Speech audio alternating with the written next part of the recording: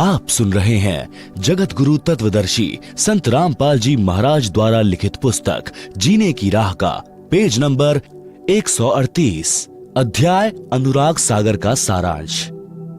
अनुराग सागर पृष्ठ 3 से 5 तक का सारांश। पृष्ठ 3 से धर्मदास जी ने परमेश्वर कबीर जी से प्रश्न किया। प्रश्न: प्रभु, दीक्षा प्राप्ति के पश्चात परमेश्वर में कैसी आस्था होनी चाहिए? उत्तर: परमेश्वर कबीर जी ने बताया है कि जैसे मृग यानी हिरण शब्द पर आसक्त होता है, वैसे साधक परमात्मा के प्रति लग्न लगावे। हिरण यानी मृग पकड़ने वाला एक यंत्र से विशेष शब्द करता है जो हिरण को अत्यंत पसंद होता है। जब वह शब्द बजाया जाता है तो हिरण उस ओर चल पड़ता है और शिकारी जो शब्द कर रहा होता है उसके सामने बैठकर मुख जमीन पर रखकर समर्पित हो जाता है, अपने जीवन को दांव पर लगा देता है। इसी प्रकार उपदेशी को परमात्मा के प्रति समर्पित होना चाहिए, अपना जीवन न्योछावर कर देना चाहिए। दूसरा उदाहरण: पतंग यानी पंख वाले कीड़े को प्रकाश बहुत प्रिय है। अपनी प्रिय वस्तु को प्राप्त करने के लिए वह दीपक, मोमबत्ती, बिजली की गर्म लाइट के ऊपर आसक्त होकर उसे प्राप्त करने के उद्देश्य से उसके ऊपर गिर जाता है और मृत्यु को प्राप्त हो जाता है। इसी प्रकार भक्त को परमात्मा प्राप्ति के लिए मर मिटना चाहिए। समाज की परंपरागत साधना को तथा अन्य शास्त्र विरुद्ध रीति रिवाजों को त्यागने तथा सत्य साधना करने में कठिनाइयां आती हैं, उनका सामना करना चाहिए, चाहे कुछ भी कुर्बानी देनी पड़े, पीछे नहीं हटे। तीसरा उदाहरण: पुराने समय में पत्नी से पहले यदि पति की मृत्यु हो जाती थी तो पत्नी अपने पति से इतना प्रेम करती थी कि वह अपने मृत पति के साथ उसी चिता में जलकर मर जाती थी। उस समय घर तथा कुल के व्यक्ति समझाते थे कि तेरे छोटे छोटे बच्चे हैं, इनका आपके बिना कौन पालन करेगा। चाचे ताऊ किसी के बच्चों को नहीं पालते। जब तक माता पिता होते हैं तब तक कुल के व्यक्ति प्यार की औपचारिकता करते हैं। वास्तव में प्रेम तो अपनों में ही होता है। आप इन छोटे छोटे बच्चों की ओर देखो। बच्चे पिता के वियोग में रो रहे होते हैं, माता का पल्लू पकड़ रोकते हैं। उस स्त्री को उसके स्वर्ण के आभूषण भी दिखाए जाते हैं। देख, इनका क्या होगा, कितने सुंदर तथा बहुमूल्य आभूषण हैं। आप अपने बच्चों में रहो। परंतु वह स्त्री प्रेमवश होकर उसी चिता में जिंदा जलकर मर जाती थी, पीछे कदम नहीं हटाती थी। पहले तो इस प्रकार सती होती थी, कोई एक दो ही होती थी। बाद में यह रीति रिवाज कुल की मर्यादा का रूप ले गई थी। पति की मृत्यु के पश्चात स्त्री को जबरन उसी चिता में जलाया जाने लगा था, जिससे सती प्रथा का जन्म हुआ। बाद में यह संघर्ष के पश्चात समाप्त हो गई। आप सुन रहे हैं जगत गुरु तत्वदर्शी संत रामपाल जी महाराज द्वारा लिखित पुस्तक जीने की राह का पेज नंबर 139। इस कथा का सारांश है कि जैसे एक पत्नी अपने पति के वैराग्य में जिंदा जलकर मर जाती है, मुख से राम राम कहकर चिता में जल जाती है। जगत में जीवन दिन चार का, कोई सदा नहीं रहे, यह विचार पति संग चाली, कोई कुछ कहे।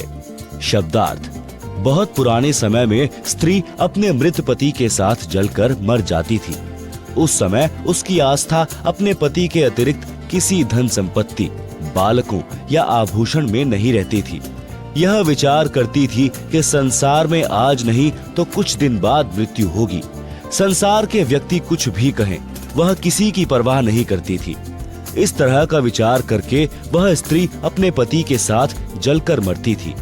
यह कुरीति थी, परंतु उस समय बहुत महत्व माना जाता था। अब शिक्षित समाज ने इस कुरीति व जुल्म का अंत कर दिया है।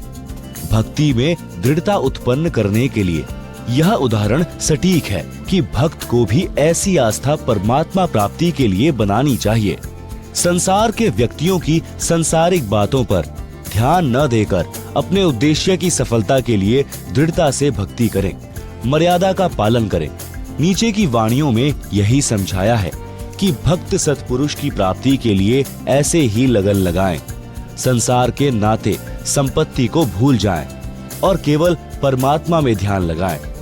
हे धर्मदास, इसी प्रकार भक्त का विचार होना चाहिए।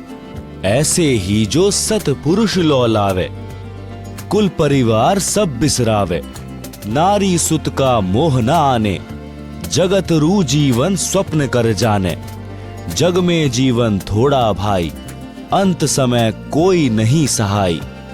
बहुत प्यारी नारी जग माही, मात पिता जाके समनाही। तेही कारण नर शीश जो देही, अंत समय सो नहीं संग देही। चाहे कोई जले पति के संगा, फिर दोनों बने कीट पतंगा।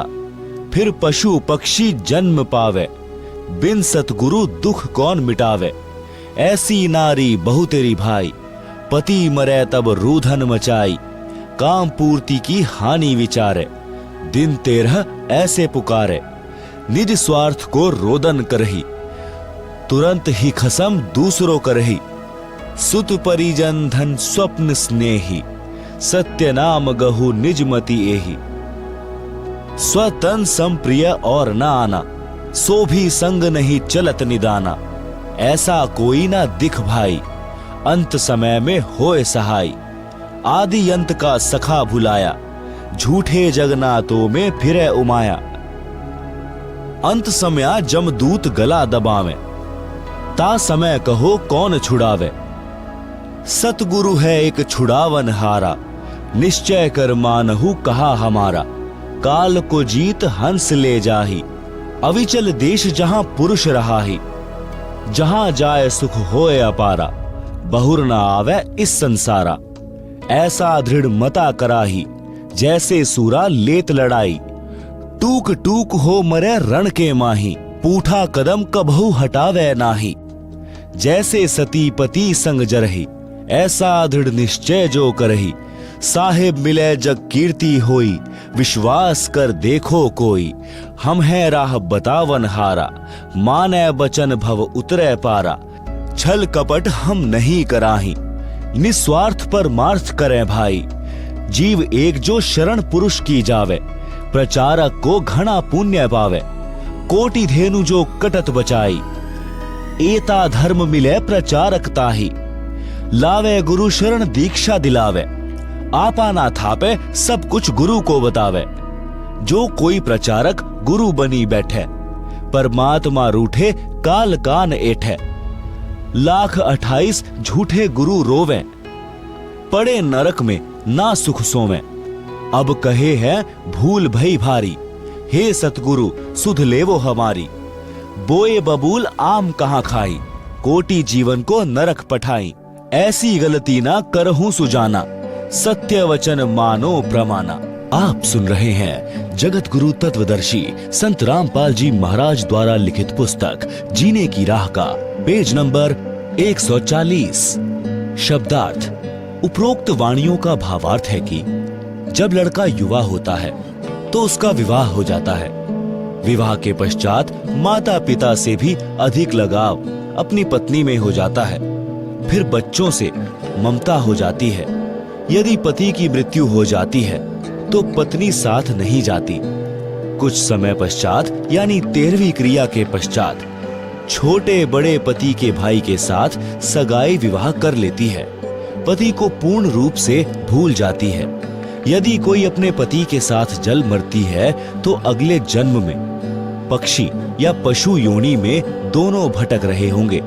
जिस पत्नी के लिए पुरुष अपनी गर्दन तक कटा लेता है, यदि कोई किसी की पत्नी को बुरी नजर से देखता है, मना करने पर भी नहीं मानता है, तो पति अपनी पत्नी के लिए लड़ मरता है। फिर वही पत्नी पति की मृत्यु के उपरांत अन्य पुरुष से मिल जाती है। यह भले ही समय की आवश्यकता है, परंतु भक्त के लिए ठोस शिक्षा है। इसी प्रकार किसी व्यक्ति की पत्नी की मृत्यु हो जाती है तो वह कुछ समय उपरांत दूसरी पत्नी ले आता है। पत्नी अपने पति के लिए अपना घर, भाई बहन, माता पिता त्याग कर चली आती है, परंतु पत्नी की मृत्यु के उपरांत स्वार्थ के कारण रोता है। परंतु जब अन्य व्यक्ति विवाह के लिए कहते हैं तो सब भूलकर तैयार हो जाता है। भावार्थ है कि सब स्वार्थ का नाता है, इसलिए सत्य भक्ति करके उस सत्य लोक में चलो जहाँ पर जरा यानी वृद्धावस्था तथा मरण यानी मृत्यु नहीं है। आगे चेतावनी दी है कि हे भक्त, अपने शरीर के समान इंसान को कुछ भी प्रिय नहीं होता। अपने शरीर की रक्षार्थ लाखों रुपए इलाज यानी ट्रीटमेंट में खर्च कर देता है, यह विचार करके कि यदि जीवन बचा तो मेहनत मजदूरी करके रुपए तो फिर बना लूंगा। यदि रुपए नहीं होते हैं तो संपत्ति को भी यही विचार करके बेच देता है और अपना शरीर बचाता है। परमेश्वर कबीर जी ने समझाया है कि हे धर्मदास, स्व तनु सम प्रिय और न आना, सो भी संग न चलत निदाना। आप सुन रहे हैं जगत गुरु तत्वदर्शी संत रामपाल जी महाराज द्वारा लिखित पुस्तक जीने की राह का पेज नंबर 141। शब्दार्थ: अपने शरीर के समान अन्य कुछ वस्तु प्रिय नहीं है। वह शरीर भी आपके साथ नहीं जाएगा। फिर अन्य कौन सी वस्तु को तू अपना मानकर भूले और भगवान भूले फिर रहे हो।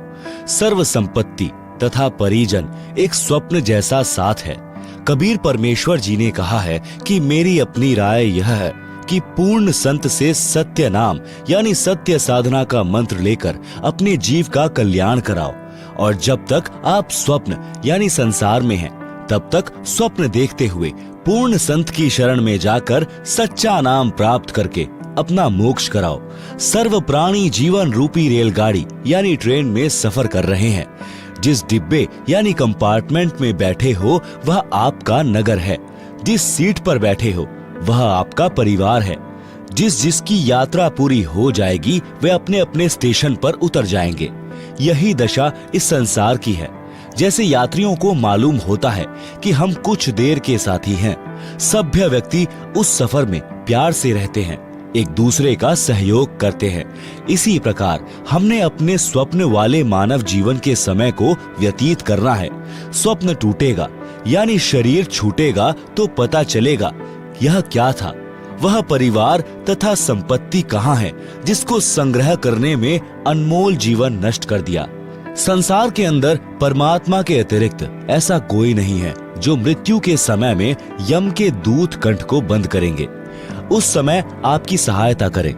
परमेश्वर उसी की मदद करता है जिसने पूर्ण संत से दीक्षा ले रखी होगी। परमेश्वर उस सतगुरु के रूप में उपदेशी की सहायता करता है। इसलिए सतगुरु जी की शरण में आने के पश्चात ज्ञानवान साधक परमेश्वर में ऐसी लग्न लगाएं जैसी मृग, पतंग, सती, शूरवीर लगाते हैं। अपने उद्देश्य से पीछे नहीं हटते। शूरवीर टुकड़े टुकड़े होकर पृथ्वी पर गिर जाना बेहतर मानते हैं, पीछे कदम नहीं हटाते। पुराणों में तथा श्रीमद् भगवद गीता अध्याय 2 श्लोक 38 में कहा है कि अर्जुन, यदि सैनिक युद्ध में मारा जाता है तो स्वर्ग में सुख प्राप्त करता है। भक्त भक्ति मार्ग में संघर्ष करते हुए भक्ति करके शरीर त्याग जाता है तो सतलोक सुख सागर में सदा के लिए सुखी हो जाता है। जन्म मरण का संकट सदा के लिए समाप्त हो जाता है। जैसे हमारा जन्म पृथ्वी पर हुआ, हमारे को ज्ञान नहीं था कि हम किसके घर पुत्र या पुत्री रूप में जन्म लेंगे। फिर हमारे को नहीं पता था कि हमारा विवाह संयोग किसके साथ होगा। यह भी ज्ञान नहीं था कि हमारे घर बेटा जन्म लेगा या बेटी। यह सब पूर्व जन्म के संस्कार वश होता चला गया। आपस में कितना प्यार तथा अपनापन बन गया। सदा साथ रहने की इच्छा रहती है, कोई ना मरे, यह कामना करते रहते हैं। इस काल ब्रह्म के लोक में कोई सदा नहीं रहेगा। एक एक करके पहले पीछे सब मरते जाएंगे। सारे जीवन में जो संपत्ति इकट्ठी की थी वह यही रह जाएगी। जीव खाली हाथ जाएगा। परंतु जो पूर्ण संत के सच्चे नाम की दीक्षा लेकर साधना करेगा वह सत्य लोक चला जाएगा। वहां पर ऐसे ही जन्म होगा जैसे पृथ्वी पर होता है। उसी प्रकार परिवार बनता चला जाएगा। वहां पर कोई कर्म नहीं करना पड़ता। सर्व खाद्य पदार्थ प्रचुर मात्रा में सत्यलोक में है। सदाबहार पेड़ पौधे, फुलवाड़ी, मेवा यानी काजू, किशमिश, मनुखा, दाख आदि दूधों के समुद्र यानी क्षीर समुद्र हैं। सतलोक में वृद्ध अवस्था नहीं है, मृत्यु भी नहीं है। इसको अक्षय मोक्ष कहते हैं, पूर्ण मुक्ति कहते हैं, जो गीता अध्याय 18 श्लोक 62 में तथा अध्याय 15 श्लोक 4 में कहा है, तथा जिस सिद्धि मोक्ष शक्ति को नैष्कर्म्य सिद्धि कहा है, जिसका वर्णन गीता अध्याय 3 श्लोक 4, अध्याय 18 श्लोक 49 से 62 में है। इस काल ब्रह्म यानी ज्योति निरंजन के 21 ब्रह्मांडों के क्षेत्र में सर्व प्राणी कर्म करके ही आहार प्राप्ति करते हैं। सत्यलोक में ऐसा नहीं है, वहां बिना कर्म किए सर्व सुख पदार्थ प्राप्त होते हैं। जैसे बाग में फलों से लदबद वृक्ष तथा बेल होते हैं, फल तोड़ो और खाओ। सर्व प्रकार का अनाज भी ऐसे ही उगा रहता है, सदा बहार हैं, जो इच्छा है बनाओ और खाओ। वहां पर खाना बनाना नहीं पड़ता, भोजनालय में रखो जो खाना चाहते हो, अपने आप तैयार हो जाता है। यह सब परमेश्वर की शक्ति से होता है। उस सतलोक यानी शाश्वत स्थान को प्राप्त करने के लिए आप जी को सती तथा शूरमा की तरह कुर्बान होना पड़ेगा। भावार्थ है कि अपने उद्देश्य यानी पूर्ण मोक्ष प्राप्ति के लक्ष्य को प्राप्त करने के लिए संसार के सर्व लोभ लाभ त्यागने पड़े तो विचारने की आवश्यकता नहीं है। तुरंत छोड़ो और अपने स्मरण ध्यान में मगन रहो। यदि सतगुरु की शरण ग्रहण नहीं की तो जिस समय अंत समय आएगा, तब भक्तिहीन प्राणी के कंठ को यमदूत बंद करते हैं। उन यमदूतों से परिवार का कोई व्यक्ति नहीं छुड़वा सकता। केवल सतगुरु जी उस आपत्ति के समय सहायता करते हैं। इसलिए परमेश्वर कबीर जी ने कहा है कि अंत समय जमदूत गला दबावे, ता समय कहो कौन छुड़ावे। सतगुरु एक छुड़ावन हारा, निश्चय कर मानहु कहा हमारा। आप सुन रहे हैं जगत गुरु तत्वदर्शी संत रामपाल जी महाराज द्वारा लिखित पुस्तक जीने की राह का पेज नंबर 142। शब्दार्थ ऊपर कर दिया है। यदि कोई भक्त ज्ञान समझकर दीक्षित होकर अन्य भोले भूले जीवों को ज्ञान चर्चा करके सत्य ज्ञान प्रचार द्वारा सतगुरु शरण में लाकर दीक्षा दिलाता है, तो उसको एक जीव को सत्य भक्ति मार्ग बताकर गुरु से दीक्षा दिलाने का इतना पुण्य होता है जितना 1 करोड़ गायों को काटने से कसाई से बचाने का मिलता है। एक मानव जीवन इतना बहुमूल्य तथा इतने पुण्यों से प्राप्त होता है। यदि कोई मूर्ख प्रचारक मान बड़ाई के वश होकर स्वयं दीक्षा देता है, स्वयं गुरु बन बैठता है, तो वह महाअपराधी होता है। उससे परमेश्वर रुष्ट हो जाता है तथा काल उसको कान पकड़कर घसीट कर ले जाता है, जैसे खटीक यानी कसाई बकरे बकरी को ले जाता है। कबीर सागर के अध्याय अंबु सागर पृष्ठ 48 पर प्रमाण है कि तब देखा दूतन कहम जाई, 84 तहां कुंड बनाई, कुंड कुंड बैठे यमदूता, देत जीवन कहम कष्ट बहुता। तहां जाए हम ठाड़ यानी खड़े रहावा, देखत जीव विनय बहुत लावा। झूठे कड़िहार यानी नकली सतगुरु की दशा। पड़े मार जीव करे बहु शोरा, बांध बांध कुंडन में बोरा। 1,28,000 पड़े कड़िहारा, बहुत कष्ट तहां करत पुकारा। हम भूले स्वार्थ संगी, अब हमरे नाही अर्धंगी। हम तो जरत है अग्नि मंझारा, अंग अंग सब जरत हमारा। कौन पुरुष अब राखे भाई, करत गुहार चक्षु ढल जाई।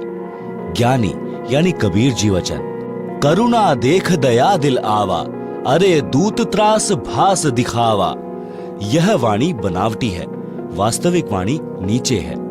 दुर्दशा देख दया दिल आवा, अरे दूत तुम जीवन भ्रमावा। जीव तो अचेत अज्ञाना, वाको काल जाल तुम बंधाना। 84 दूतन कहम बांधा, शब्द डोर 14 यम सांधा। तब हम सभन कहम मारा, तुम हो जालिम बटपारा। हमरे भक्तन को तुम भ्रमावा, पल पल सुरती जीवन डिगावा। गही चोटी दूत घसियाए, यमरू दूत विनय तब लाए। दूत जो नकली गुरु बने थे। वचन चुक हमारी क्षमा कर दीजिए, मन माने तस आज्ञा कीजिए। हम तो धनी यानी काल कहियो जस कीन्हा, सो वचन मान हम लीन्हा। अब नहीं जीव तुम्हारा भ्रमावे, हम नहीं कबहू गुरु कहावे। ज्ञानी यानी कबीर जी वचन। सुन ज्ञानी बहुते हंसाई, दूतन दुष्ट बंध न छोड़ो जाई। पल एक जीवन सुख दीना, तब संसार गमन हम कीना। आप सुन रहे हैं जगत गुरु तत्वदर्शी संत रामपाल जी महाराज द्वारा लिखित पुस्तक जीने की राह का पेज नंबर 143। भावार्थ। कबीर परमेश्वर जी ने बताया कि जो झूठे सतगुरु बनकर मान बड़ाई के वश होकर काल प्रेरणा से भोले जीवों को भ्रमाया करते थे, उनको भी दंड मिलता है। उनको भी नरक में डालकर यातनाएं दी जाती हैं। उनके शिष्य भी उसी नरक में गिरते हैं। जब मैं उस नरक के पास गया जिसमें वे मान बड़ाई के भूखे नकली कड़िहार यानी संसार के काढ़ने वाले यानी सतगुरु बनकर महिमा बनाए हुए थे, लाखों जीवों को शिष्य बनाकर नरक में अपने साथ ले गए। फिर परमेश्वर के विधान अनुसार वे भी अपराधी होने के कारण नरक में पड़े थे। उस नरक क्षेत्र में कुंड बने हैं, प्रत्येक कुंड में जीव पड़े हैं तथा यमदूत सता रहे हैं। वे 28 लाख नकली सद्गुरुओं ने मुझे देखकर अर्जी लगाई कि हमें बचा लो प्रभु। कारण यह था कि जो यमदूत उन्हें नरक में मार पीट रहे थे, वे सब परमेश्वर कबीर जी की शक्ति के सामने कांपने लगे। इस कारण से उन नकली सद्गुरुओं को लगा कि ये कोई परम शक्ति वाले देव हैं। परमेश्वर कबीर जी ने कहा कि तुमने भोले जीवों को भ्रमित किया, अपने आप को पूर्ण सतगुरु सिद्ध किया। तुम्हें पता भी था कि तुम्हारे पास नाम दीक्षा का अधिकार नहीं, तुम्हें पूर्ण मोक्ष का ज्ञान नहीं। अपने स्वार्थवश लाखों मनुष्यों के अनमोल जीवन का नाश कर दिया। वे काल जाल में फंसे रह गए। फिर मैंने उन दूतों यानी काल के बनाए कड़िहारों को तथा अन्य यमदूतों को मारा, चोटी पकड़कर घसीटा। फिर नकली सतगुरुओं ने कहा कि हमने तो अपने धनी यानी मालिक काल ब्रह्म की आज्ञा का पालन किया है, अब आप जैसे कहोगे हम वैसे करेंगे। मैंने कहा कि अब तुमको छोड़ा नहीं जाएगा। जो जीव उन नकली गुरुओं के शिष्य बनकर जीवन नष्ट कर गए थे, वे भी वहीं उनके साथ नरक में पड़े थे। जब तक मैं यानी कबीर परमेश्वर जी वहां रहा, उन जीवों को नरक का कष्ट नहीं हो रहा था। इस प्रकार उनको कुछ समय का सुख देकर वहां से चलकर संसार में आया। मेरे आने के पश्चात वे नकली गुरुओं तथा उनके भोंदू शिष्यों को फिर से नरक की यातना प्रारंभ हो गई। इसलिए पूर्वोक्त वाणी में कहा है कि यदि कोई प्रचारक स्वयं गुरु बन बैठा तो परमेश्वर रुष्ट हो जाएगा और काल कान ऐठेगा अर्थात कष्ट देगा। इसलिए हे सज्जन पुरुष, कभी ऐसी गलती न करना, मेरे वचन को प्रमाणित मानना।